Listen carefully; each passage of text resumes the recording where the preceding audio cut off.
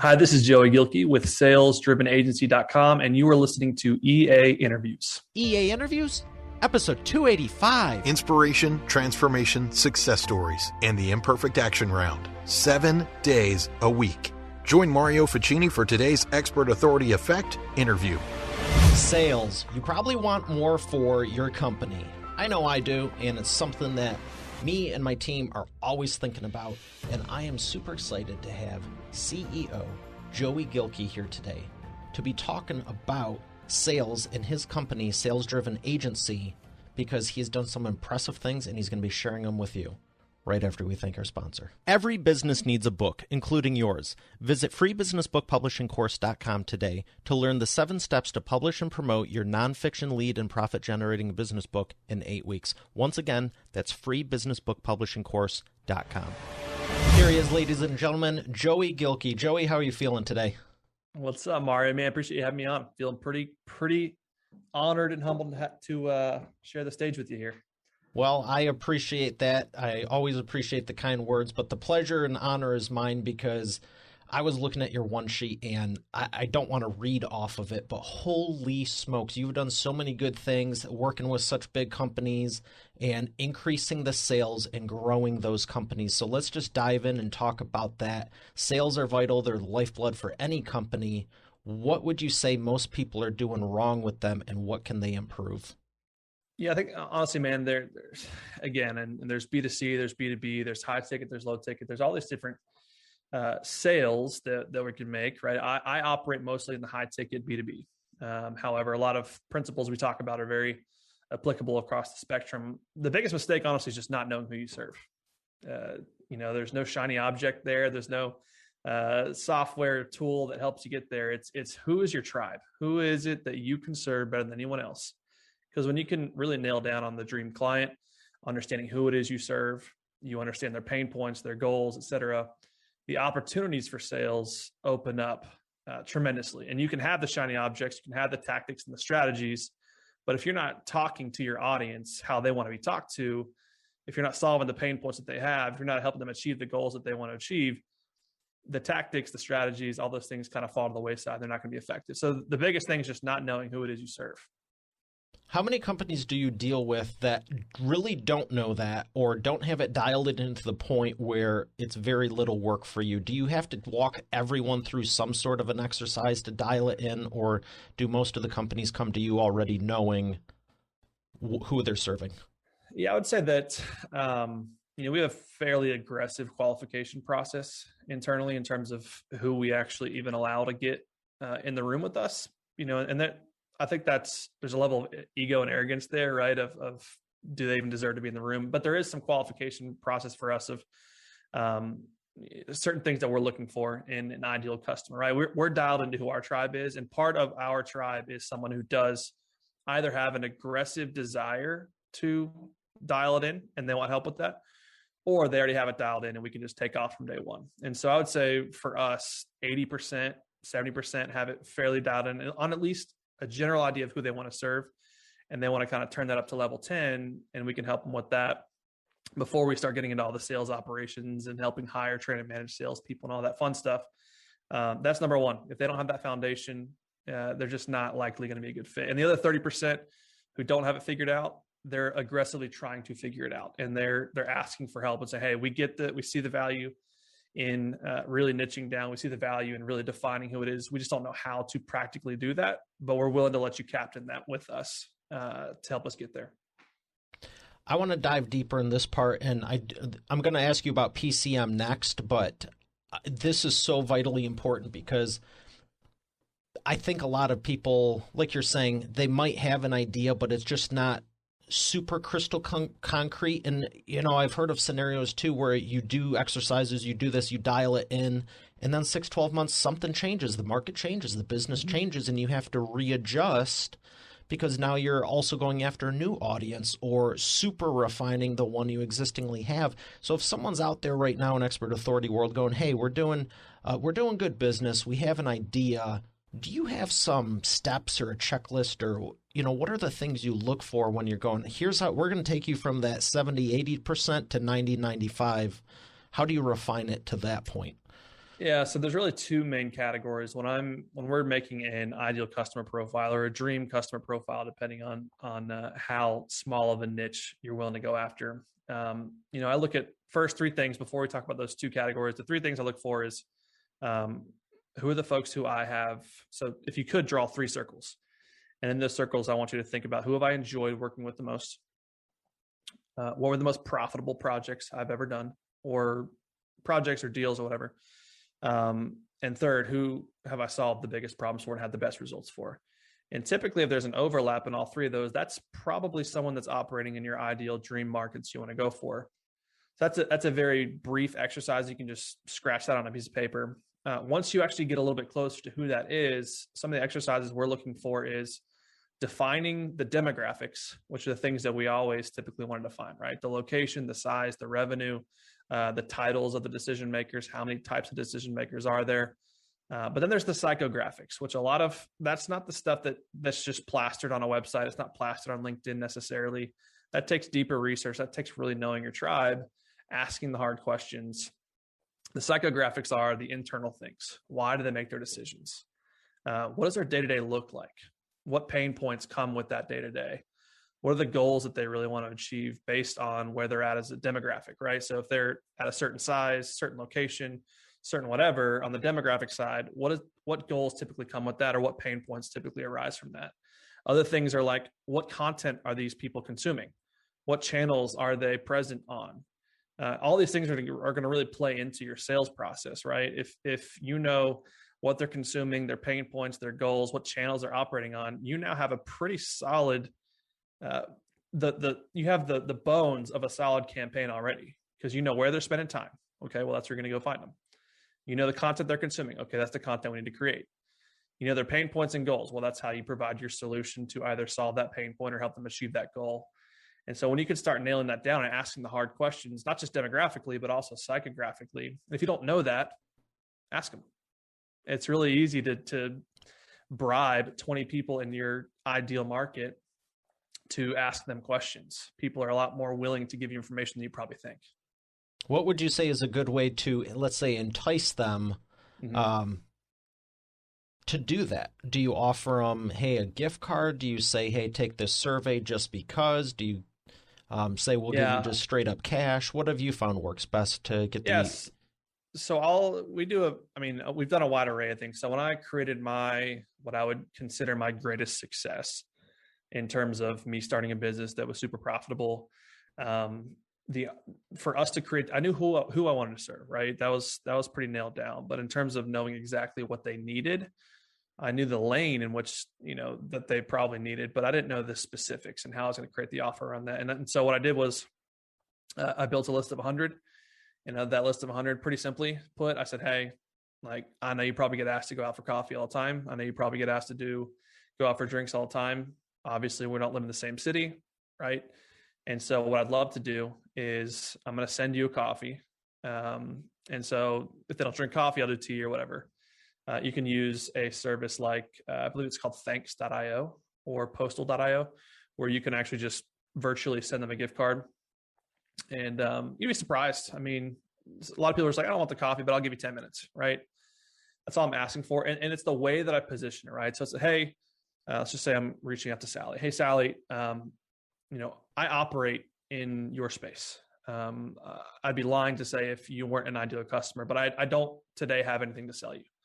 However, what I do want to do is understand how I can better serve your market better than what I'm currently doing today. And I know that's a tall ask because I know you're super busy. However, if you would give me 10 minutes to just rattle off 20 questions that I can gather some information from you, I would love to send you a thank you, a gift card, et cetera. And so I don't glamorize the gift card. It's more about serving their space than it is about the gift card that they'll take a flyer on you. Now, do you do this on video, the phone? Is there a best way you found to make it simple and easy for them? I do both. I use Calendly for scheduling, and Calendly allows, you can set it up to where the person can choose their preference. And so 50-50, some will choose Zoom, some will choose phone call. For something like that, right? If it's not my sales process and it's more about me doing research and they're really doing me a favor, I'm gonna let them choose. I have my preferences. I always want to see someone and be in front of someone and talk to someone. But if it's not a prospect call, it's not a call working someone through a sales process, and it's more of them doing a favor, I'm going to let them kind of make that preference. So Calendly allows you to do that. But usually a phone call is pretty sufficient. What is the point when you know you have it so refined that you feel confident you've identified the ideal prospect, their list, you got all this data? Because I've heard of people going into scenarios where you go, oh, we're refining it, we're doing these things, and then you just get in this rabbit trail of doing so much of it. When do you flip back and start implementing it? Yeah, for me, what's actually interesting is, so of those 100 people, the first 5, I'm gonna think about what it is my offer is going to be as it relates to that ideal customer profile. I already have a general idea, right? And so I'm going to ask a bunch of questions, but then I'm going to actually pitch them. So here's what I was thinking about doing. Can you please shoot holes in this? Tell me what your thoughts would be here. And then they help me refine it on those first 5 calls. And then I kind of refine it and I go to the next 5 calls, do the same thing. By the time I'm done with 20 of those calls, that cost me $200, right?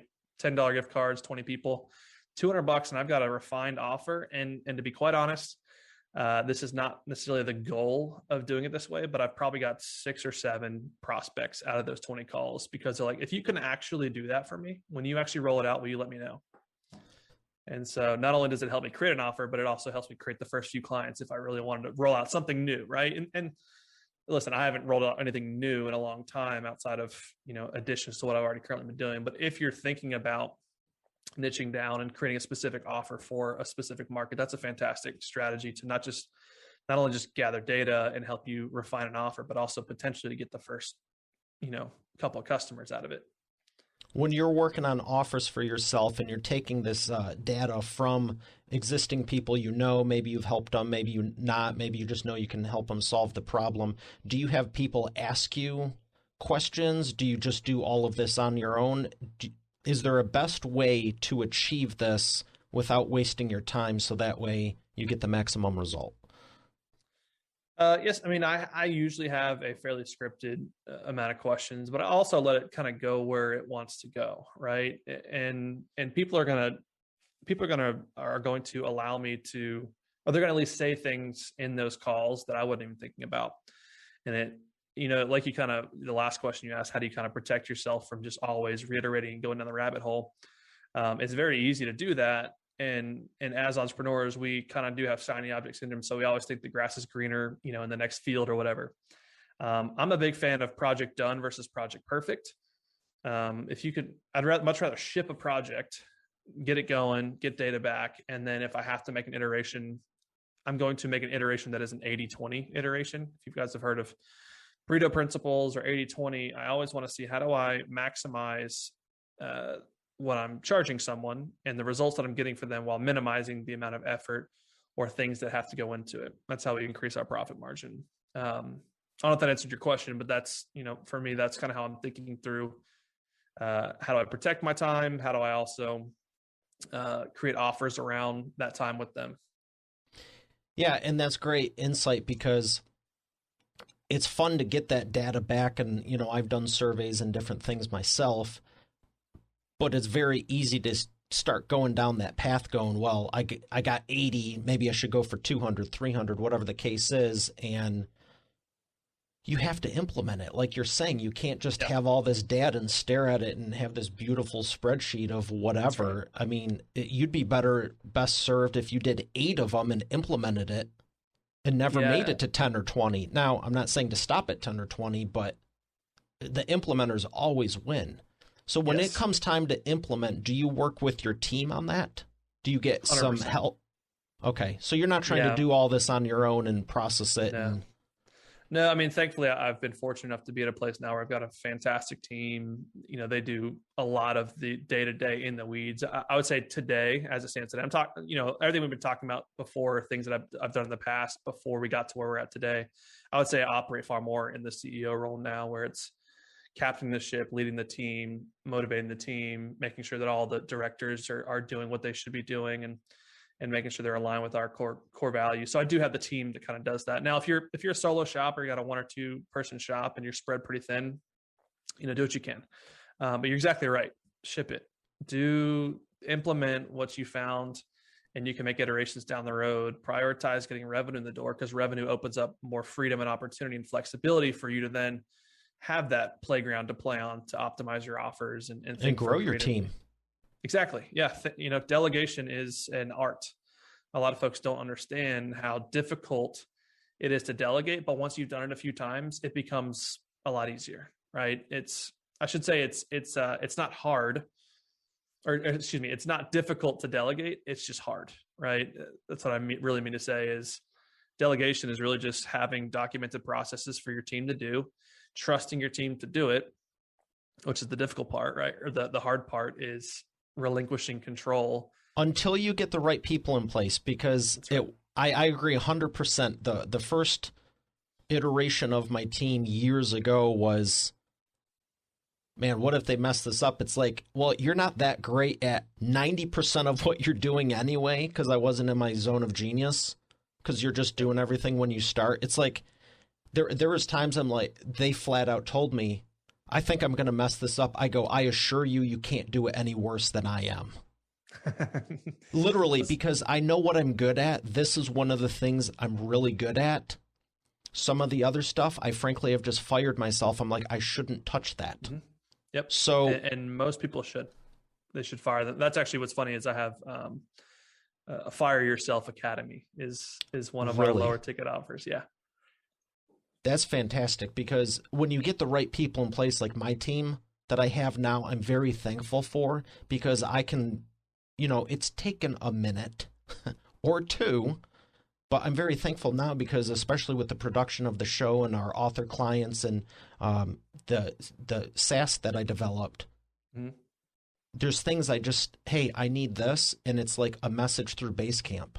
It's not this big thing that really involves me and I have to micromanage it. If I have to do any of that, I'm like, what can I be doing better with the processes and systems? Because I shouldn't even be involved. This is not my strength. I don't want to do it, but it has to get done. And what I love is hiring the people that love doing whatever it is that thing is. Because there's, we can all do stuff, but I'm not the best at graphic design. I know how to do Photoshop, though, but I love having people that love it day in, day out. Well, even, as your company progresses, like I would say that, and you talked about my one-sheeter, like I have had a very fortunate, a very successful career in sales. I could be the best salesperson at my company by far. It's easy for me to sell. I'm also the owner. Which comes with some authority. It's a little bit easier to close a deal than it is for a salesperson whose only job is to close a deal. However, what I've learned from mentors and coaches in the past is that if I want to get to a certain level, I've got to even be willing to relinquish control of things that I'm good at, right? And even things that I enjoy to some degree, if I really want to progress. And I can jump in whatever I want, right? Like I've built my company to where I can jump into a really big deal. If a deal comes in, it's $250,000, cool. I'm probably going to jump into that deal because it's a bigger deal. And I want to make sure that not that I don't trust my team, but it's just, I love that hunt still. I love the close. So I still get that dopamine hit. However, for me to really relinquish control of even something that I know I'm the best at in my particular company, I had to realize that's an investment that I need to make, a sacrifice I need to make to achieve my dreams. One thing I've realized is a quote that I've really enjoyed is, you've got to sacrifice for your dreams. Otherwise your dream becomes the sacrifice. And for me, I had bigger aspirations and dreams that I needed to get out of the cockpit of sales and move more into a leadership CEO role in order for me to actually go after that dream that I want, which is a sacrifice. Wow. That's a great expert authority insight. And that's inspiring me, to be honest, because I recently shared something and people got a kick out of it. Cause I said, I just got promoted to head of sales. And there was like 3 people out of hundreds. They're like, isn't it your company? Well, yeah, but I found myself slipping back into doing just a bunch of everything. And I'm like, I already have over a dozen people that do stuff for me. I guess I was bored or who knows what, but you know what I mean? It's like, it's easy to slip back in and I go, no, this year I'm doing just this. I narrowed down the zone of genius. This is one of the things I do. There's a few others, and But that's inspiring to say, okay, now, I mean, I can't even imagine someone else hosting my show. It's like, right. Would you still be doing that? But I know the thing is a thought exercise to go, even if you're good at it, what should you be focusing your time on? What is the highest and best use of your time? That's right. Yeah. And listen, there's people have different goals, right? If you're achieving the goals you want, you're happy and you're filled with joy and you're still in a sales role, like that's great. That's what I want for you. But for me, I know myself, I know what I want deep down for my life, for my personal life, for my investments, for my companies, for my employees. And I know that we couldn't get there if I stayed in this space. What's funny is by releasing myself from that and becoming that more CEO leader, I realize that's my actual zone of genius now. It's a new one I didn't really know that was mine until I took it on. And now it's like, man, I'm better at this than I am at sales, and so now I'm in a different zone of genius I didn't even know existed for me, which has been really cool to explore that. Yeah, it's interesting because there's been a few times where I've literally fired myself, like I said, and just focused. And every time I've done it, things just work easier the less I touch. Yep. I mean, my team, there are softwares and tools like my project management tool that we use ClickUp in our company. And I think the last time I logged into it was maybe 6-8 months ago. If I get in there, my team's like, please don't touch anything. Don't touch the templates. Don't touch the workflows. Don't touch the projects. You can look. They've actually joked about like, we're just going to give you a read-only access. How about that? Well, that's Which funny. Is funny. Because it's like, as a visionary, as someone who's got ideas for days, my temptation is to go in and try to fix everything. And it's like, honestly, if I go in and fix things, I break them. And then I have to fix what I broke. And by I fix it, I mean, my team will have to fix it. And I will leave them in a wasteland of broken processes. And so I have taught my team and empowered my team to tell me to go away in certain parts of my company, which I think is incredibly freeing, believe it or not. Yeah, it's interesting. We think we're doing a good job, and I can tell you 2 out of the 2 times the servers crashed years ago were because I felt like I was needing to touch them and I didn't need to. So you just can't help yourself. I got an idea. Let's implement it right this second. No, how about do anything but this? You already have people. I want to ask you now that we're talking about it. What are your zones of genius that here's where I play, here's what I do. No one else does this but me. Yep. And the rest I just leave alone. Yeah, honestly, for me, my day to day is 2 things. Three things. I guess you can lump 2 of them together. One is I have always had natural leadership abilities. So I played sports from the age of 3 until I graduated college. I played Division I football, and I've always had that leadership just naturally. If no one's going to take leadership, I'm going to step up. That's just kind of what I've been. And as I was early on in my career, early on in my journey, I didn't really get to flex that muscle because in my career I did, but not in my business, right? Because I'm starting from scratch. I'm building everything out. I'm trying to wear 1,000 hats. I'd say the past 3 to 4 years, as I've kind of really, made it into this role as more of a CEO, captain of the ship type of thing. My zone of genius is just empowering people. I think really sitting down with the people on my team, especially as it relates to the growth side of things. So my sales, my marketing, and really empowering them to take ownership of their role, really empowering them to take ownership of their outcomes. Right. That being said, a great leader does not make necessarily a great manager. And so though my zone of genius is leading, I need to have management in place because I'm not a great manager. I look at it from a metaphorical perspective. I'm great at captaining the ship and turning the wheel and getting everyone excited about the destination we're heading towards. I'm not good at walking the deck and looking at all the rowers and making sure we're rowing in sync and those types of things. So that's more or less my zone of genius. The other right now is just content creation and strategy. So I think I really excel in, again, a lot of it is because I know my market super well. And so for me, creating content is basically my day. That's why we built out this studio, was because I want to be able to come in here, click a couple buttons, and just rock and roll and create high quality content for my market, create courses, create coaching, do my webinars and all the teaching I do online. And then also just serve clients super well through that. So I have moved into a zone of genius of content creation and strategy and leadership and empowering people. Excellent. And the new studio, which looks great, by the way, was that your sole focus for buying the building, or a large part of it? Honestly, I bought this building so I have an awesome office building that's in another part of town. And I bought this building as sheerly as an investment. It's 5,000 square feet. It's 2 stories.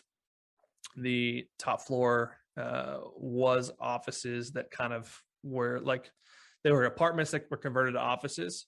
I reconverted them back to apartments, and I short-term rental them Airbnb and VRBO upstairs. That's about 1,800 square feet. The downstairs is about 2,500 square feet, and that's now the offices. Well, when I bought the building, there was a tenant already in the bottom, and they were going to stay. When I bought it for a steal. And then I had to increase prices just to kind of make the pro forma work with my bank. And they said, we can't afford it. So they left. And then I was basically left with the dump. The bottom was a train wreck. And I was like, I'm not going to rent this out. I can't rent this out for what it is. And so I ended up deciding I'm going to renovate this and move our offices over here. And just the way it worked out, I was like, this room in the back's perfect. It has no windows. You can control the lighting. We'll paint everything black. We'll do the foam on every wall and bring that in. So it wasn't actually my intention. It just happened to align really well with my transition of my company to where I was going to begin creating a lot more content, with having the ability now to have a studio where I can do that. That's fantastic. And that, what I'm hearing in there is a lot of resourcefulness, because everyone thinks that you need... let me rephrase that. Not everyone. There's a niche people that I like to think we think for ourselves and don't just whatever. But they think everything has to be perfect. And that's right. I've heard people say, it's a goal. I want to build a studio. I want to do this. And there's nothing wrong with that. However, if you get stuck with something like you did, what's a good way to turn it into something more valuable? And I love that. I love doing that too, because not everyone can take a lump of coal and turn it into a diamond. They just see the lump of coal and they go, oh, it's trash. Yep. But the people who can transform that, it's like, I consider it like a superpower or something, because most people just walk on by. And then 2 years later, when you have a whole new thing that's complete, they're like, when did this thing come up there? Oh, it's hilarious. I mean, and the amount of people that come by the building and like, man, I remember this building back in the day. Knoxville's a fairly small town, couple 100,000. And they're like, remember this building? And now they see it now. They're like, this place is like an event space, right? It's this massive, very cool, hip co-working. We've got a stage for acoustic concerts. We've got TVs everywhere and digital whiteboards and these glass wall conference rooms and cool studio in the back. And it's pretty cool to someone had a vision for this building, and it happened to be me.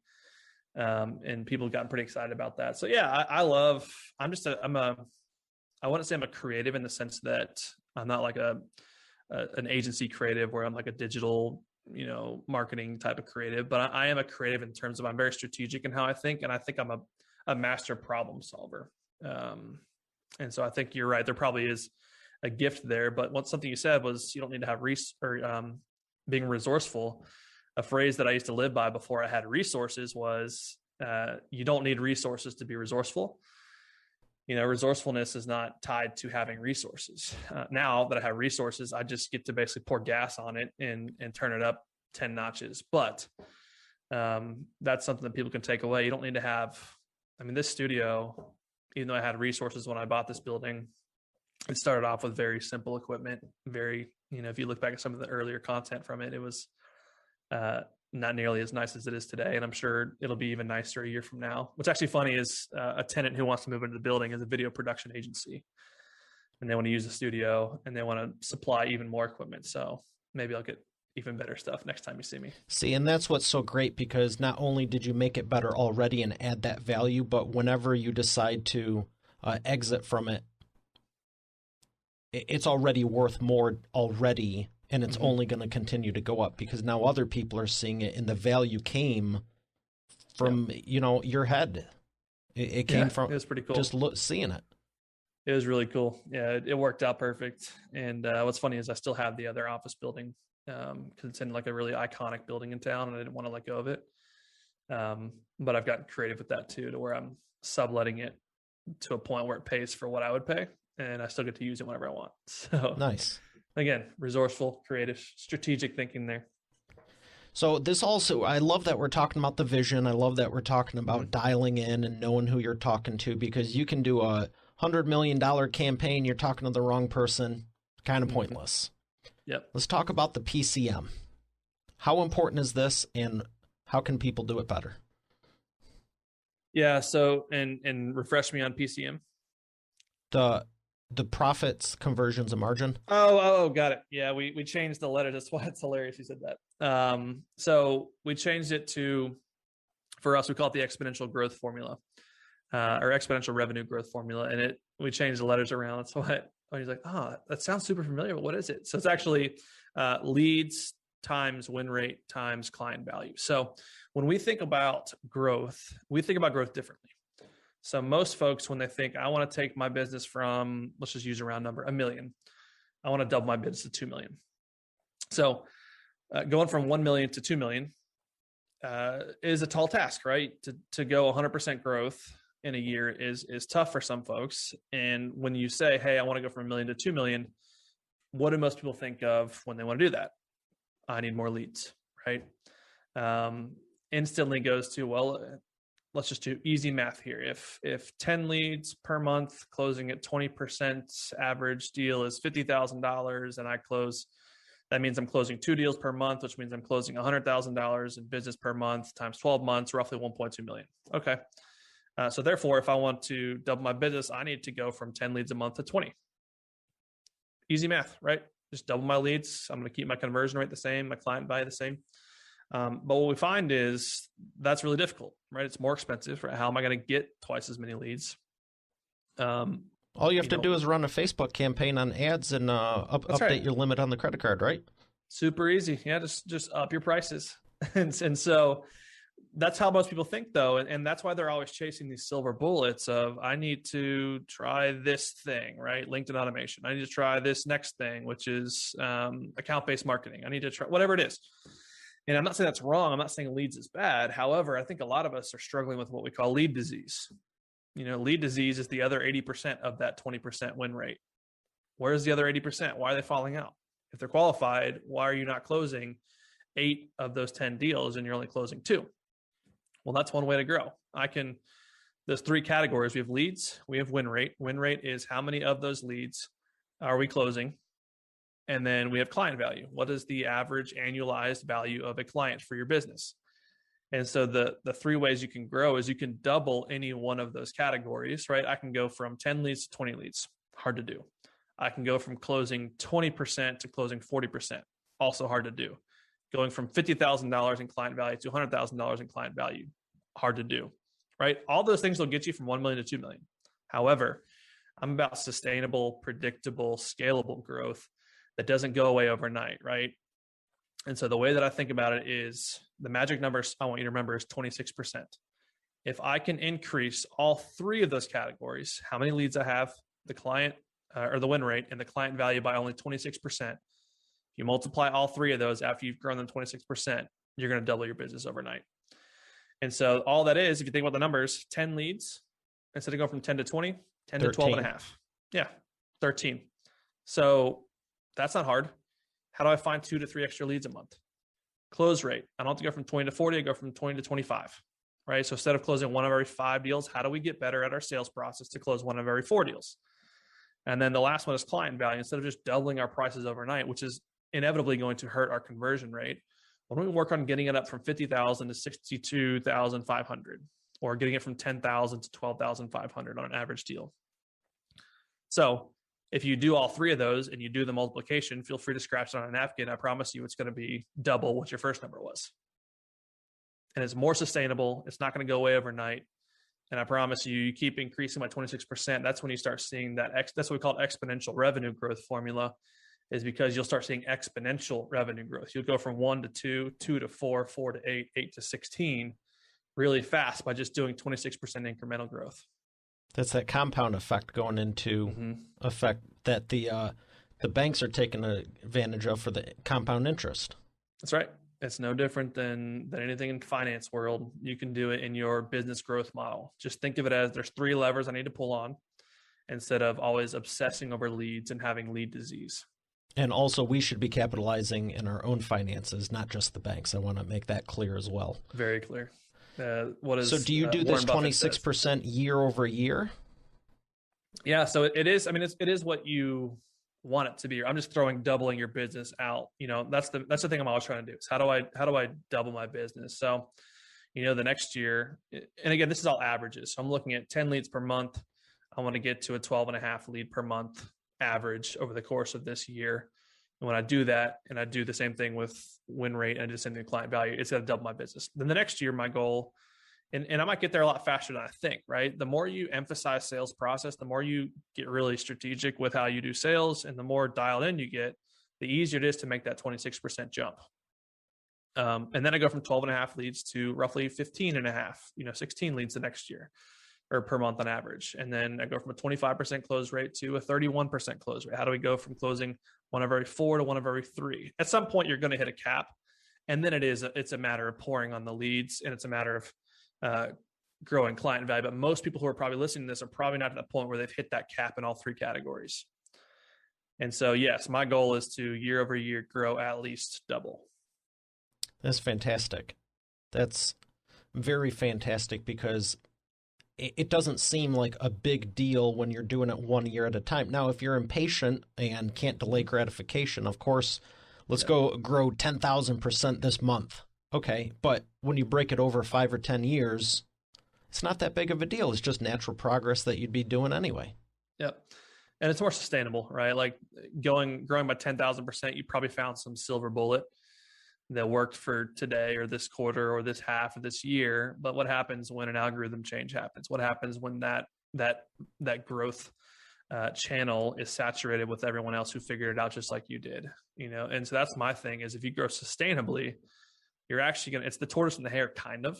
What's funny is it's got a little bit of both. It's both tortoise and hare. It's the stability of the tortoise, right? Because slow and steady is what they think is very stable in how he's going about his race.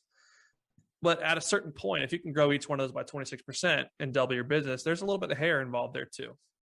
Yeah, and it's year after year. Like you said, you might grow a ton 1 year, and then hopefully, at worst case scenario, you just don't grow again. But generally what I hear happen is you grow that 10,000%, and the next year you're worse off because of it. Yes. Yeah, honestly, because what happens when you grow 10,000%, you're going to massively skyrocket your overhead. The amount of people you hire, you're going to hire so fast that you're going to make so many mistakes. You're going to have to build processes and systems with duct tape that are eventually going to break. And so what happens when you do that is, like you said, yeah, you're going to have a massive success for 10,000. And if you're a SaaS company, you're looking for an exit in the next 24 months, great, cool. Pack the books full of revenue. That's great. But most of us want longevity. Most of us want something a little bigger. Most of us probably aren't running a SaaS company who's looking to exit for, 100 million, $1 billion in the next 24 months. And so that's what I would encourage you to start thinking about is prioritizing not slow growth, but safe growth. Would you ever advise someone, obviously the 26%, would you advise someone to do both, where you're doing this and your stability plan is for 10 years, but if there is an opportunity, go for it? Yeah, no. And what's going to happen typically, the reason I talk about 26% is really for people to wrap their mind around the possibility of incremental growth equals exponential growth if you combine it with all 3 categories. When you start getting under the hood, you're going to start figuring things out, and you're going to be your leads are going to increase quite a bit, right? If you could figure out how to grow your leads by 26%, you could probably figure out how to grow them by 50. And if you can figure out how to grow them by 50, you could probably figure out how to grow them by 100. However, I don't want you to just get obsessed with that one category because you can grow it. Also think about the others, right? Because, if you think about it like conversion rate optimization, like these e-commerce companies, they're obsessed with traffic. And they know that if I have 1,000 people visiting my website today and I have a 1% conversion rate, then I'm going to close 10 sales worth this much money. And they're like, well, let's just pour on the gas for ads and let's go after 2,000 people to our website per day so I can have 1% conversion rate and close 20 sales. Cool. That's a way to do it. But what happens if you go from 1% to 3% with the same traffic? I have 1,000 people closing at 3%. Now I've got 30 sales in a day. What happens now when I figure out how to double my traffic and go from 1,000 to 2,000? And I'm also converting at a 3% conversion rate. You went from 10 sales a day to 60 sales a day really fast, right? And so do you have the people in place to handle it? Yeah, that's exactly right. Unless it's all automated, or it is a SaaS or some sort of training or something, you're just pumping them in and it's automated. And so having the scalability is the other part. A lot of people think of scalability as, we're moving super fast and we just have this exponential growth curve. It's a hockey stick growth. It's not. Yes, that is technically scalable, but if something breaks, then it's no longer scalable. And so that's where I think people make the mistake, and we get obsessed with scale. It drives me nuts with the amount of people who are like, scale this, scale that, let's scale, and it's like, yeah, it's scalable to a point, but the moment something breaks, you're kind of up a creek and you got to fix it again. And so there's no recovery built into it. That's right. Yeah. And that's how I thought about that when I was even designing the show and the workflow and the production of it, because I was like, I personally, I'm very much akin to you where, hey, let's go shoot 20, 40, 50, let's do a year's worth of episodes this week. Yep. However, all you need is the power to go out, and you have a big problem versus a controllable problem that's recoverable from. And even in between the shows, it's like how many, or people that do back-to-back sales meetings. Oh, I got 15 meetings back-to-back all day. Did you give yourself a lunch break? Because at some point, you're not going to be able to maintain this pace.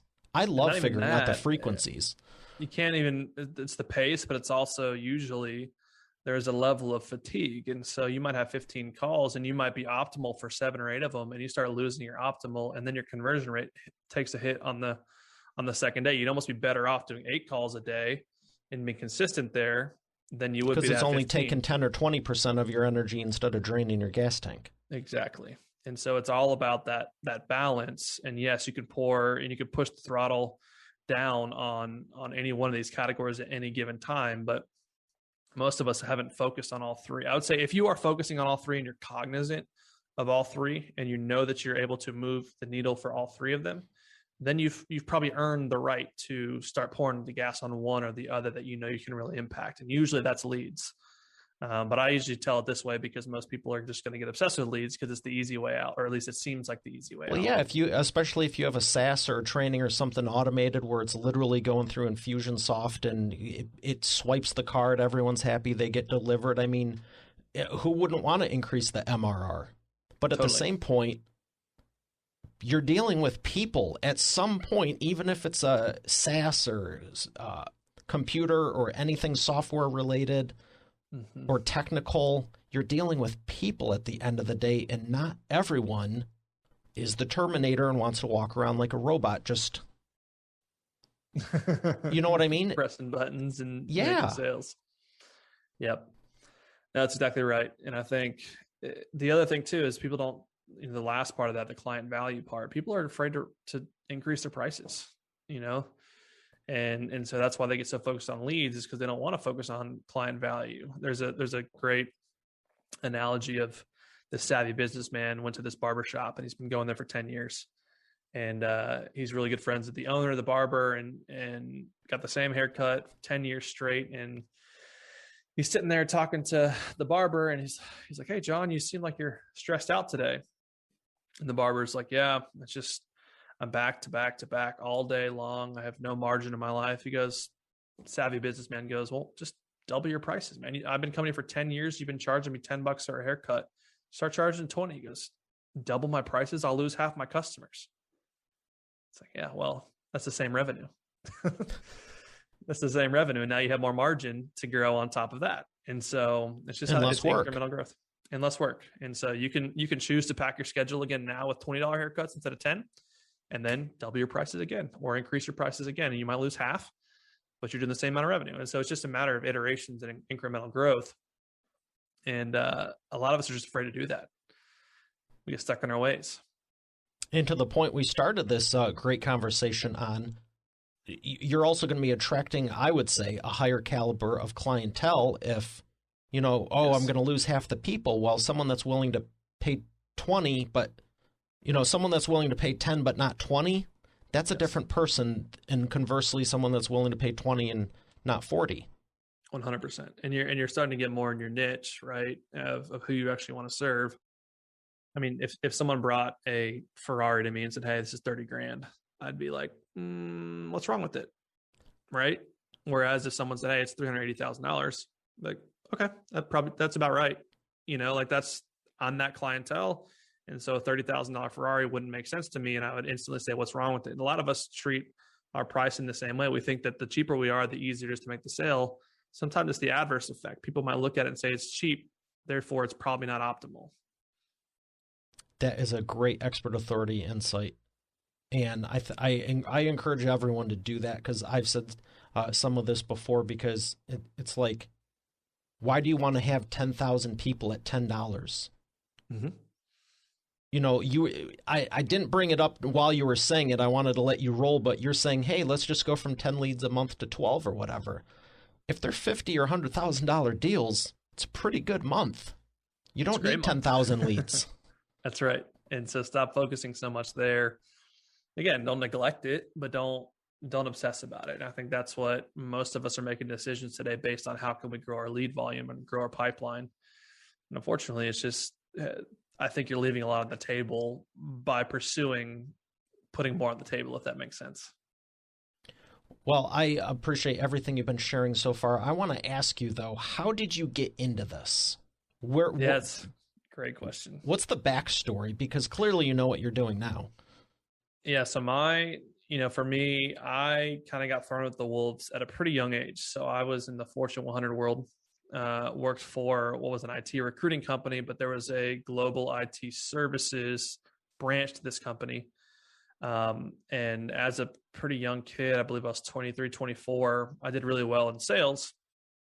And they moved me into a more leadership role to the global IT services side of this company, and ended up helping build out the Southeastern division of this global IT services company. Handed a lot more responsibility than I probably deserved, to be quite honest. Got my teeth kicked in a few times, and helped grow a 115-person sales team for the Southeastern division. And so that's where I really got into the sales operations, sales hiring, training, managing. That's where I got to lead, but I hated corporate. And so for me, life was too short to do a job I didn't really feel like I enjoyed much. And the reason I didn't really enjoy it was not because it was corporate, but because what comes with corporate typically is boundaries of innovation and creativity, right? There are things that I wanted to implement in my sales organization that, though we had a lot of zeros in our budget to pull it off, they did not want to do it because it was not according to protocol. And because it wasn't according to protocol, they were slow to move. It was like moving the Titanic. So I said, I want to go to a more nimble environment. And so I started up a conversation with a gentleman who I knew from the church that I attend, who said, hey, we're hiring for our agency. And this was not a digital marketing agency, which is actually where I operate today. This is for a risk management consulting firm / commercial insurance agency. Okay. And so I jumped in, took a VP of sales role, and built that from 1 million in revenue to 9.5 million in revenue in 18 months. And I knew at that point, I love being in the small business world, right? Where I can operate and be flexible. And though the budget has a lot less zeros, I could be innovative and creative, and I could do things how I want to do them. And I made a big impact. I mean, going from 1 million to 9.5 million, the owner of that company's life was changed, right? In terms of just his legacy, the wealth he built, which I thought was cool. Now I wish I would have saw more of that upside. And so that's why I ended up leaving. I got poached to be the VP of sales of a digital marketing agency.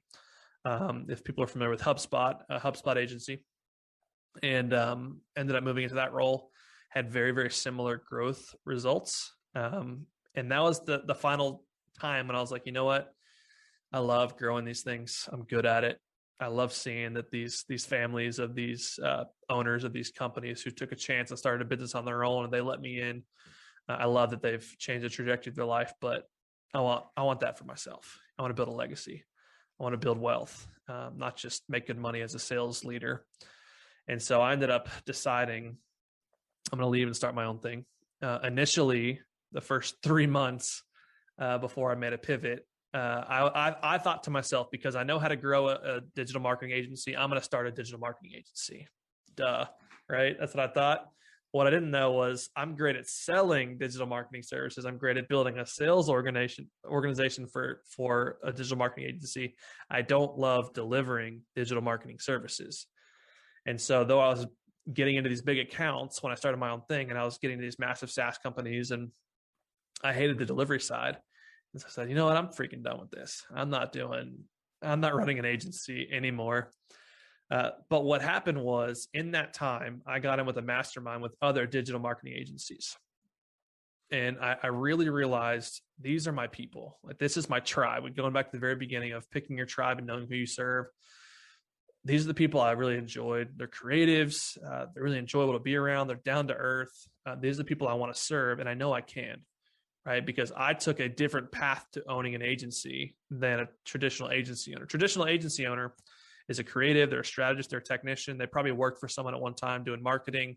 They probably got some side gigs at some point, probably became a 1099 contractor at some point, and then probably ended up starting an agency because they had a couple of projects that they got through word of mouth. But they never had a sales career like I did and decided to start an agency. So I said, okay, cool. This is my niche. These are the people I want to serve. I can serve them uniquely because I know how to sell digital agency services. They love delivering it. They don't love selling it. I love selling it, don't love delivering it. Perfect match. So I ended up starting what was my first successful business in this space, which was essentially an outsourced sales agency. So agencies would hire me and my team, and I would have the sales team that I would build for my company, and I would just basically outsource them to theirs. So my team would go sell for them. And went super well. After that exit, ended up saying, I still want to stay in this space. And it's basically where I am today, which is, instead of being an outsourced sales agency, I am now essentially a consulting firm that builds internal sales operations at high ticket B2B companies, mostly digital marketing agencies. That's impressive. And I want to ask you about the larger companies. Even when you were starting out, how do you approach the bigger companies versus most people who go after, all the businesses across the country, the smaller businesses? Yep. Is it any harder to go after the big names than the small names, and how do you do it? Yes and no. It's not harder to get attention and opportunity in that space. It's harder to get a deal done because they move so slow and they have like RFP processes, and you're not just going to deal with the CEO who can cut you a check when they're ready to move forward. You're going to deal with a department, and they have a bunch of people that need to sign off. So it's harder to get a deal. It's a longer sales cycle in the enterprise world, right? I've sold into the Fortune 10s of the world, and I've sold into the mom and pop shops down the street. Both have their pros and their cons, right? The mom and pop shop has a lower budget, so it's harder to get them to part with their money to help you solve their problems. Enterprise has a ton of budget, but they move so slow because they're, again, corporate. And so it's not harder to get attention if you know what you're doing. And so that's the next question is, do you know what you're doing? And that's where I usually come in. Well, and so we can go and talk about that if you'd like, but up to you. Yeah. Why don't you touch on that for a minute or two? Yeah. So the biggest thing, I look at sales like fishing with spears as opposed to fishing with nets. A lot of folks think about sales in terms of fishing for nets. And what I mean by that is, if you think about a traditional, I'm just going to call it a sales funnel. I don't mean necessarily like a Facebook funnel or ClickFunnels. I just mean a funnel, meaning there's usually a wider top and a skinnier bottom, right? And that represents working people from unqualified lead to qualified marketing lead to qualified sales lead to closed deal. And it's skinnier at the bottom because your conversion rate is not going to be 100%. So therefore it's skinnier than what it is at the top. And so the traditional way of doing sales is, I'm going to go after thousands and hope for tens or dozens of sales out of that. And so I'm going to go after what we call spam your TAM. So you are spamming your total addressable market. Spam Your TAM is really this one-to-many sales approach. So it's a lot of automation. It's a lot of blasted campaigns, right? Sending out 100 emails a day, hoping for a 1% conversion on that to get a meeting. That's a way of selling. That's fishing with nets, right? When you fish with nets, the downside is you don't know what you're going to get when you throw it out there. You throw it into a cove and whatever comes up, it could be minnows, it could be a bass, it could be whatever. If it comes up, it is what you got in your net. And so I don't like doing that because it doesn't fit my ideal customer profile perfectly. But with fishing with spears, you're methodical, you're systematic, you know where to go, you look for them. When you see them, you take your shot. And when you do it, it's usually instantaneous. You know when you got them. And so we talk about that funnel and you flip it upside down, really. Who do you want to fall at the bottom? Not who is going to fall at the bottom. Maybe, I'm not sure. It's one of these 1,000, 2,000, 3,000. Who are the 20, 30, 40 customers that you really want to work with? You know, we call it, you've heard of maybe Dream 100 or Dream 500, building your dream list of clients. And instead of saying, I hope they fall out of a funnel that maybe they came through my ad or content or something like that, or maybe they came through an automated email sequence. Instead of doing that, say, here's the people I want. And now let's create campaigns for each individual one and reverse engineer how we're going to get them in the door. That's how you need to start thinking about sales. Instead of going one to many, go one to one. And yes, it takes more time per outreach, but your conversion rate is also astronomically higher, right? And when you say campaign, you don't mean a specific campaign for that person with Facebook ads and the same mediums. It could be, who do I know that knows them, that, you know, it could be more organic. It could be network. It could be referral. It could be email. It could be social selling on LinkedIn, Facebook, Instagram. It could be direct mail. It could be gifting. You can introduce video, handwritten letters. Like, all those things are tactical things that you can, once you know who you're going after, right? Knowing your tribe, you can decide which of these grab bag am I going to go into and pick out to go after this and reverse engineer how I'm going to get these people in the door. And when you do it that way, yes, if you go after 100 people versus going after 1,000 people. If I go after 1,000 people with the Spam Your TAM approach and I get a 1% conversion rate, that's 10 deals. Well, what if I go after 100 and I'm methodical with a spear and I get a 20% conversion rate? Well, that's 20 deals. That's double the amount of deals I went after 1/10 the amount of people. And I'd say they appreciate it more too, because it's a higher level experience right from the start. You never lose brand. That's the other downside of the Spam Your TAM is you hurt your brand. You don't know who's coming out the bottom. You're typically a commodity. You're not going to be able to charge as much. But when you come in with authority, right? Expert authority show. Here we go. When you come in with authority, and when you come in with value, right? And it's obviously tailored. It's obviously thought for. It's obviously something that can only be sent to this person. Like, they're not going to be like, F off, go away, like they would if you just automate everything else, right? They're going to be appreciative at the very least. And what's interesting is, even if someone's appreciative but they don't want to buy, they might have a referral for you that's ideal as well, because you've now provided value in the relationship, even though you didn't have to. This is fantastic. Thank you for sharing. And I'm in 150% agreement. And it's funny you mentioned that with the expert authority effect, because I've been telling people for years, it's less effort, it's more profitable, it's more enjoyable, and to the point of, look who you attract. Expert authority world. Is Joey awesome or what? It's because he qualifies and he has the heart and wants to give. I will never have someone on the show to fill space. I already have a wait list, and I don't want people who are just kicking it with a stick that just want screen time. This is who I wanted to attract, and it's surreal right now in this moment, because you're talking about everything I did years ago before I started this, and I'm so glad you are, and I thank you, because more people need to hear it, and clearly you're successful with it, and I just see it as a way to free people's lives up, to your point of they have no margin to the barber. I don't want people just working their tail off 24/7. And I know there's people who are successful. They have the money, but they have no time. They don't have the relationships. It's like, work with the 10 or 20 or maybe 50 or whatever the amount is at a higher degree. I mean, it just pays dividends. You know? It does. And you keep your sanity. You enjoy what you do a lot more. You know, you don't value your clients as much if they pay you $10 as you do if they pay you $1,000. And they don't value you. I mean, you're bringing a massive value.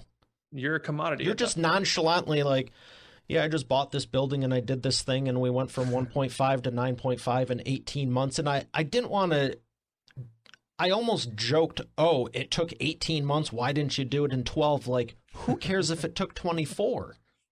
Yeah. That's awesome growth. And I'm pretty sure your clients are happy with you. Yeah.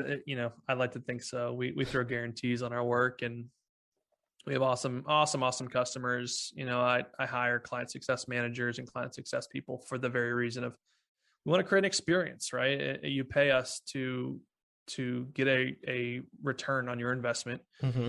And simultaneously, you don't pay for the experience, but when we give you the experience, it makes, when we do the return, that, tenfold, right? It's not just that we got what you hoped for, but you got more than you hoped for, and we over delivered, and you're excited to pass our name on to other ideal customers that we want to work with, because it was a no-brainer. It was a fantastic, we call it the Disney World experience. When you go to Disney World, or you go to Harry Potter World, or whatever you're into, if you go to anything Disney related, you are immersed. Is that the word? Immersed in the Disney culture. Everything from the food you eat, to the streets you walk down, to the employees, what they're wearing, to the name tags they have on.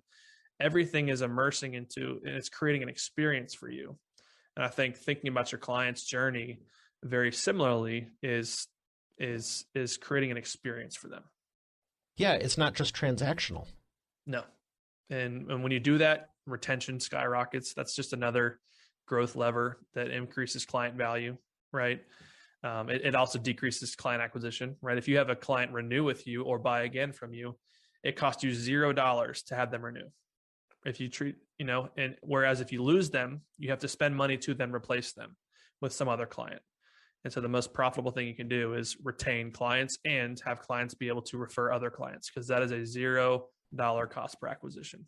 No ad budget, no marketing budget. You just treated people the right way, and you created an experience. And out of that came the fruit of a $0 cost per acquisition deal. Another great expert authority insight. I want to ask you one more thing before we, two more things before we go to the imperfect action round and thank our sponsor. One of them is, what is the biggest success story you've had out of everyone you've mentioned? What's the biggest one that comes to mind? I mean, I can talk about a revenue success, which is always fun, but I'll start there. So, I'll start there, and I'll talk about a more sentimental one that's probably more at this level of the folks who are listening. So we had one client who, this was back when I was running Tribe, which was our outsourced sales agency, right? We'd outsource our sales, or people would outsource their sales to us, and we go out and hunt. And we had one client who, great company, probably doing 4 or 5 million in revenue. And out of Atlanta, they had a very unique product, patented product, unique to the marketplace, a game changer if they could get in the door with the right companies. And with working with them, we went from starting with them to 6 months later, they had a pipeline valued at $150 million of deals as a $4 million company. And a lot of that was just because we got dialed on who we served, right? What's funny about that is the total amount of prospects that we went after in those 6 months to generate a $150 million pipeline was 36. 36 fish that we went with a spear after, which generated $150 million in deals. That was a pretty awesome success story, but more tangible than that, I would say there are daily success stories that I love in our company where we are able to help a business owner, more specifically, typically an agency owner, who's a creative, who's a strategist, who's a technician, who has to sell to pay the bills. And they've dreamed of being out of sales to either go focus on their craft or go focus on being the leader of their company and scaling it. The successes that I love more than $150 million in pipeline is having an agency owner like take that deep breath and say, I don't have to sell anymore. We've got the sales operation running. I've got salespeople that are hired, trained, and managed. Thank you, Joey, and the sales driven agency team. I can now go do what I want to do. Like that is just one of those heartwarming. I would love to do that all day over work with these enterprise companies and make them hundreds of millions of dollars. because it changed their life. It changed their enjoyment of what they do. They could love their business again. And so for me, that is the successes that I love seeing. We get, I'm privileged to see that on a regular basis.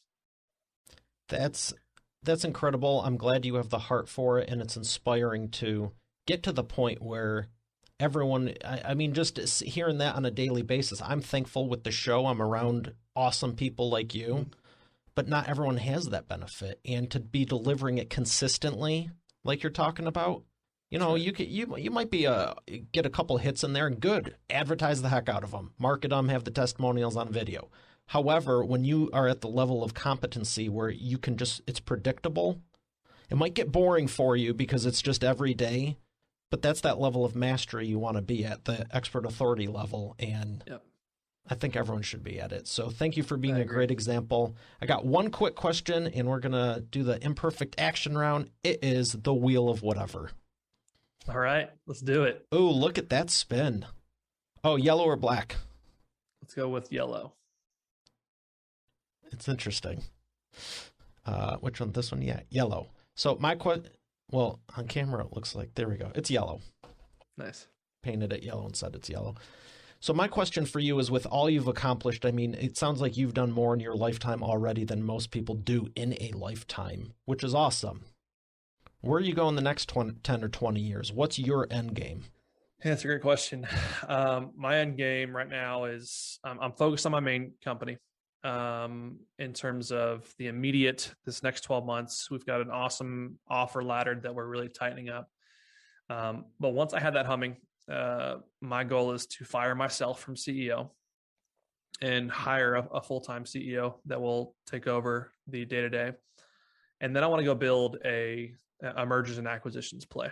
And so my goal is to build a parent hub with my abilities of building out sales operations and go and buying up companies that fit my profile of the companies that I want to own in my portfolio, but also the companies that I know that that are good companies that just don't have the sales operation. Case in point, there was an agency that we worked with that they're a unique agency in the sense that they're about 4.2 million when we started with them. And they have a unique offer where they are essentially a back office financial agency. So they're an outsourced back office company. So other companies will hire them and they will essentially fractionally be a CFO, accountant, controller, and bookkeeper all in one for a retainer. Well, they're a fantastic company, but they didn't have a sales operation. The moment that we applied our sales operation process to it and we built it out, they grew by 2 million in the first 90 days. They grew by 10 million in the first 12 months. And so what I want to do is I want to go buy companies like that and own them to take them from 4 to 14 million in 12 months. And so that's kind of my 10-year goal, is to really build more of a parent company that owns a lot of other companies that I know that I can help, that I just happen to, build my legacy around the parent company. Good for you. Congratulations. I have no doubt you're going to do it. And appreciate you for sharing it with us. Of course. We're going to thank our sponsor and come back for the imperfect action round. You've heard me say every business needs a book, including yours. And it's true. And that's why you should visit freebusinessbookpublishingcourse.com today to learn the 7 steps to publish and promote your nonfiction lead and profit-generating business book in 8 weeks. But you know what? Don't take my word for it. Take it from a few of my authors, like Lori. And I went from having an idea and a possibility to actually getting my book published. Or Catherine. Thank you for making my mom #1 best-selling author. Or Mary Alice. What he got done for me in 3 days regarding my book launch, unmanageable. John Cody. I've worked with Mario over the phone and online, and he's been very helpful in getting me where I needed to go with promoting my books. Rocio. There's no way in the world I would have been able to do this with somebody else. I've attempted it in the past. It didn't serve me. As a matter of fact, I ended up more frustrated than anything. So this has been a very seamless process. Adele. If you're looking for an amazing business coach, I highly recommend Mario Ficini. Or Bill Benner. I can't make a higher recommendation than to work with Mario Ficini. He has been great for me, and right now I won't work with anybody else except for Mario. Hey, their words, not mine. Visit freebusinessbookpublishingcourse.com to get started now, and I look forward to hearing your transformation as the next video success story. Once again, that's freebusinessbookpublishingcourse.com. And we are back with the imperfect action round. Joey, are you ready to take imperfect action? Let's rock and roll, man. All right, 3 questions for you, rapid fire, 60-second or less answers. What is the fastest path to the profits? Fastest path to the profits. Sell before you have the service or product done. My biggest thing is get paid to pre-launch. So, when you're going after customers or you're launching something new, which again, if you're going from zero to profit, the fastest thing you can do is, again, talk to your ideal customers, craft an offer, and then ship it, pre-launch it. So say, hey, we're going to launch this in 30 days, 60 days, 90 days, whatever. Get people to prepay for it at a discount, right? As a thank you for being a part of the pre-launch. They know that they're part of the first wave of people who get this. It gets money in the door. It will fund you creating the offer. If it's a course, if it's a service, if it's a product, whatever, get them to basically have them seed fund the offer that they've bought from you. And so once you've done that, then you can pour gas on it. You have money for ads, you have money for sales, campaigns. That's what I would do, is sell it before you have it. Obviously know that you can pull it off once you do sell it, but sell it before you have it. A lot of people focus too much on perfecting it before they sell it. But you might get in there and find out no one wants to buy it, or it's just not the right pitch. Excellent. Number 2, what is the biggest problem you see your prospects making and the fastest way for them to fix it? Biggest problem is hiring salespeople and not setting them up for success. So a lot of us obviously dream of firing ourselves from sales as the owner who's selling. And we want to, our natural inclination is, well, I'll just go hire a salesperson. I pay them salary. They bring me back money. That's what we think the transactional relationship between hiring a salesperson looks like. Unfortunately, there is so much there that you need to have in place to make sure that those salespeople are successful. There's nothing less profitable than going out and paying money for an employee that's going to leave in 90 to 120 to 180 days from now, because you've invested time, money, resources into that person. And when they leave, you're just at a deficit. And so make sure that they're set up when they come in, having the processes, having the offers, having the content that they can learn from, and the training, and having the infrastructure for them to actually go out and be successful for your company. Excellent. And number 3, what is the best way to maximize customer lifetime value? Ooh, retention is absolutely up there. So in terms of maximum client value, right? If you have a 12-month contract, well, the most profitable thing you can do is create the experience that's going to make them renew for another 12 and another 12 and another 12. Because then it goes from, I paid $1,000 for a $10,000 customer to I paid $1,000 for a $40,000 customer. And so not only are you increasing your client value, your lifetime value, you're also increasing your profit margin on acquisition. So the easiest thing you do is create the experience, overemphasize the results. And on top of that, just charge more. That's how you do it. Just decide today that you're not charging enough, and go ahead and make the leap. Increase your prices by 20, 30%. See what happens. If no one buys, cool. Then you probably just overshot your pricing. Drop it back a little bit.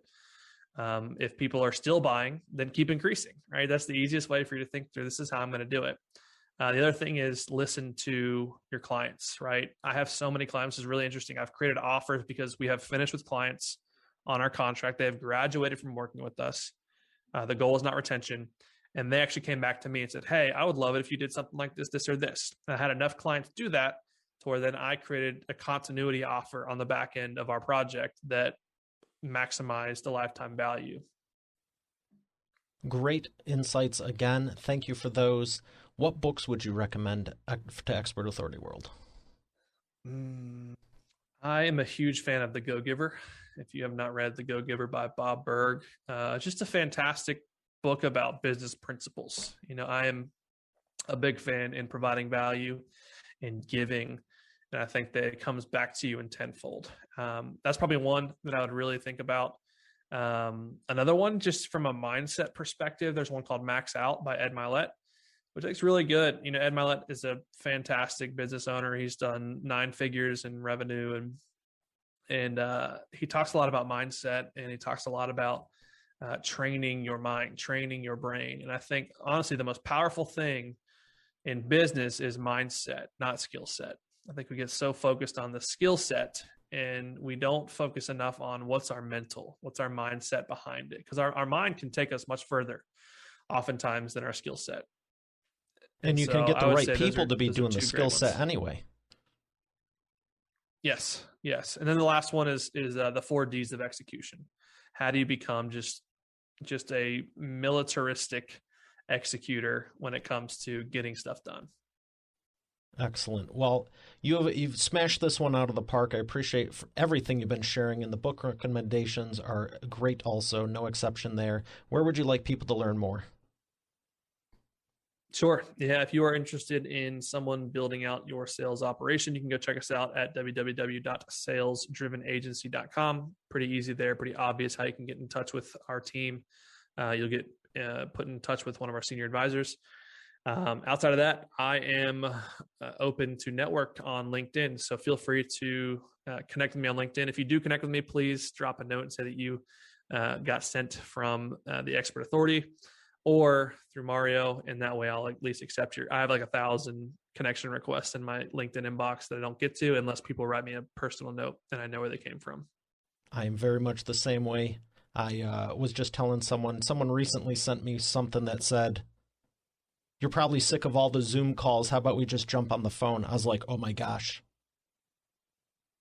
It's like the phone still works. You can have a great conversation, but I was on a panel the other day and they said, what is the most innovative technology out there right now in sales? I said, your cell phone. It is the most innovative thing to pick up the phone and call someone right now. It is what is working the best, believe it or not. And it always has. Pick up the phone. And it probably will. I absolutely love this. I love being able to see and interact and everything, but we could also be sitting on the boat relaxing and having the same kind of great conversation. That's right. Yeah. And you don't have to be put together. You talk. It's awesome. Yeah. Great people. That's what it is. And I appreciate you for being one of them. This has been a complete pleasure and treasure. And I was going to wait till we're off the air, but no, I'm going to say one last thing. If I ever do a live event with speakers, I'm absolutely going to reach out to you because you're phenomenal. Well, I appreciate that, man. That is humbling. I appreciate you saying that. And it has been a pleasure to share the studio time with you. Well, it's truly been a pleasure. Thank you so much for your time, your expertise, and everything you've shared with us. I really enjoyed it. So thank you again. Good, man. Well, thanks for having me on. Hope your audience found value in it. We'll talk again. All right, Expert Authority World, we have another great episode here today. I'll see you tomorrow. Have a great day, and God bless. You're already the expert, but have you transformed your expertise into a tangible asset that will generate and qualify leads while increasing profit for you 24/7? And if so, how well are you promoting it? With the Expert Authority Effect publishing method, it's easier and faster than ever. Visit freebusinessbookpublishingcourse.com today to learn the 7 steps to publish and promote your nonfiction lead and profit-generating business book in 8 weeks. Visit freebusinessbookpublishingcourse.com to get started now. Once again, that's freebusinessbookpublishingcourse.com. Hey, thanks for listening to today's episode. I hope you got a lot out of it. I know I sure did. If you haven't done so already, I invite you to subscribe to the show. And also be sure to check out eainterviews.com for complete show notes, the full interview video experience, links to the resources we mentioned, and more. Have a blessed day, and I'll see you tomorrow.